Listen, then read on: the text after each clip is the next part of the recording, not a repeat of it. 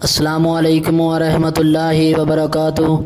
ناظرین، آپ دیکھ رہے ہیں زین مدنی اسلامک چینل اور میں ہوں آپ کا میزبان محمد زین مدنی۔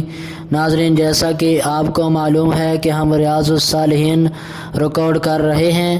آج ہم ریاض الصالحین کی حدیث نمبر 56 ریکارڈ کریں گے۔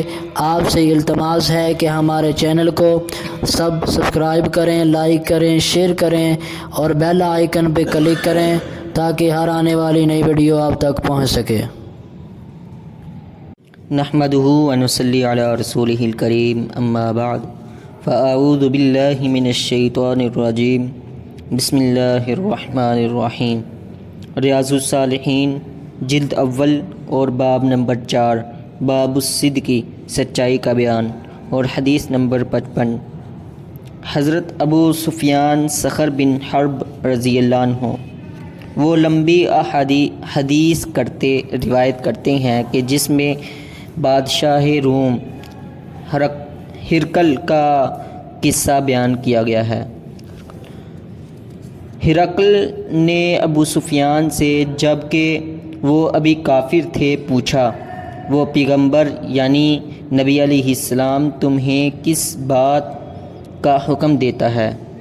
ابو سفیان کہتے ہیں کہ میں نے کہا، وہ کہتا ہے صرف ایک اللہ تعالیٰ کی عبادت کرو، اس کے ساتھ کسی کو شریک مت ٹھہراؤ اور ان باتوں کو چھوڑ دو جو تمہارے باپ دادا کرتے اور کہتے رہے، اور وہ پیغمبر ہمیں نماز پڑھنے، سچ بولنے، پاک دامنی اور صلہ رحمی کرنے کا حکم دیتا ہے۔ اسے بخاری و مسلم نے روایت کیا ہے۔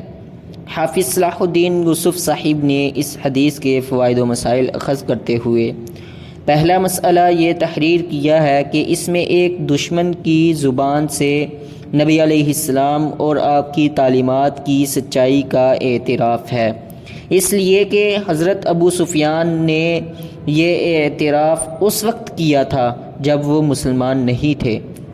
یہ حدیث صحیح بخاری میں پوری تفصیل سے بیان ہوئی ہے۔ دوسرا مسئلہ یہ تحریر کیا کہ اس سے سچ بولنے اور جھوٹ سے اجتناب کرنے کی اہمیت کا اندازہ ہوتا ہے کہ اسلام کی بنیادی اور ابتدائی تعلیمات میں بھی اس کی ترغیب دی گئی ہے۔ راوی حدیث حضرت ابو سفیان صخر بن حرب رضی اللہ عنہ۔ صخر بن حرب بن امیہ بن عبد شمس، کنیت ان کی ابو سفیان ہے اور یہ کنیت ہی سے مشہور تھے۔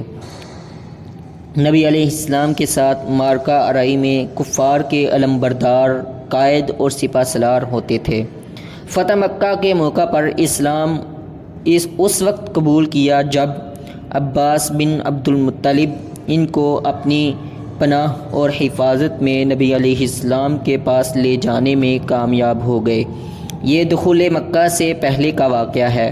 یہ نبی علیہ السلام کے سسر بھی ہیں۔